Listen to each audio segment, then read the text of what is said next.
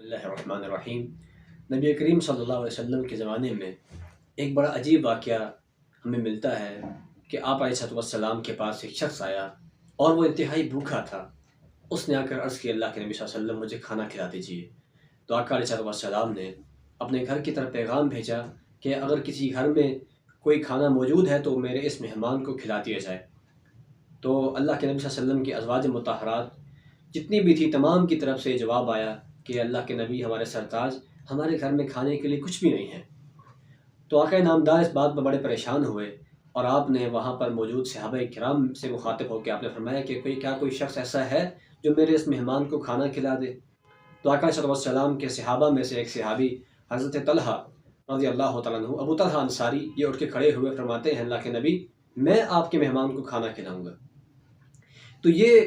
اللہ کے نبی کے اس مہمان کو ساتھ لیا اور گھر کو چل دیے۔ جب گھر پہنچے تو وہاں جا کر اپنی بیوی سے کہتے ہیں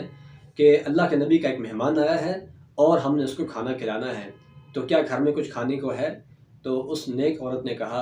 اے میرے پیارے سرتاج، میرے حبیب، ہمارے گھر کے اندر صرف بچوں کا کھانا موجود ہے، ہم دونوں کے لیے بھی کھانا موجود نہیں ہے۔ تو اب بچوں کا کھانا موجود ہے، اگر آپ کہتے ہیں تو بچوں کو بغیر کھانے کے ہم سلا دیتے ہیں، اللہ کے نبی کے اس مہمان کو کھانا کھلا دیں گے۔ تو حضرت ابو طلحہ نے کہا کہ اگر ایسا ہو جائے تو بہت اچھی بات ہے، اللہ کے نبی ہم سے راضی ہو جائیں گے۔ تو اس نیک عورت نے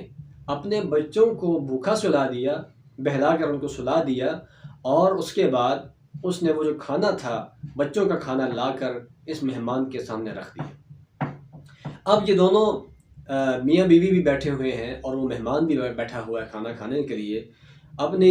بیوی سے مخاطب ہوتے ہوئے اس انصاری صحابی نے کہا کہ دیکھو، جب ہم مہمان کے ساتھ بیٹھیں گے تو ہم جب کھانا کھائیں گے تو کھانا کم ہو جائے گا، کیونکہ کھانا تو صرف ایک بندے کا ہے۔ تو اگر تم ایسا کرنا کہ تم کسی طریقے سے چراغ کو بجھا دینا اور ہم ساتھ بیٹھ جائیں گے لیکن کھانا نہیں کھائیں گے، مہمان یہ سمجھے گا کہ میزبان بھی ہمارے ساتھ کھانا کھا رہے ہیں، اس طرح وہ اپنے آپ کو شرمندہ محسوس نہیں کرے گا۔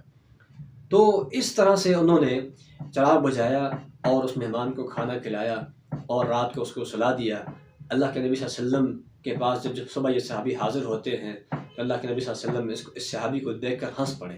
اور مسکرا دیے اور کہا، میرے صحابی، تم نے رات کو جو عمل کیا ہے، اللہ نے وہ عرش پر وہ عمل دیکھا، اللہ نے آسمانوں پر وہ عمل دیکھا، اور اللہ نے تیرے لیے قرآن پاک کے اندر آیات نازل فرما دی۔ اور اللہ فرماتے ہیں، وَيُؤْثِرُونَ عَلَىٰ أَنفُسِهِمْ وَلَوْ كَانَ بِهِمْ خَصَاصَةٌ، کہ اس کائنات میں ایسے لوگ بھی ہیں جو کہ اپنی ذات کے اوپر دوسروں کو ترجیح دیتے ہیں، اور اپنی جو ضرورت ہوتی ہے، اپنی جو حاجت ہوتی ہے، اس کو وہ چھوڑ دیتے ہیں اور دوسروں کو ترجیح دیتے ہیں، جیسا کہ صحابی نے کیا کہ اپنے بچوں کا کھانا بھی اس نے اس اللہ کے نبی کے مہمان کو کھلا دیا۔ تو اس عمل کو دیکھ کر اللہ تعالیٰ اتنے خوش ہوئے، اتنے راضی ہوئے کہ اللہ نے اپنے نبی کے اوپر قرآن پاک کی آیات نازل فرما دی۔ تو سامعین محترم، اس واقعے سے ہمیں یہ بات پتہ چلتی ہے کہ صحابہ کرام کی جو اللہ کے نبی صلی اللہ علیہ وسلم نے تربیت فرمائی تھی وہ اس انداز سے تھی کہ وہ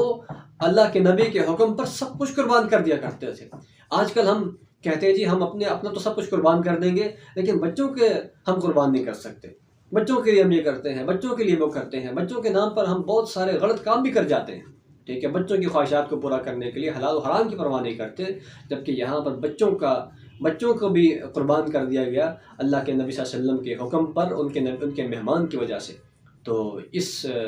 اس واقعے سے ہمیں سبق ملتا ہے کہ ایثار بہت بڑی نعمت ہے اور بہت بڑی دولت ہے اور بہت بڑی نیکی ہے۔ اللہ تعالی ہم سب کو اس طرح سے ایثار کرنے کی توفیق عطا فرمائے۔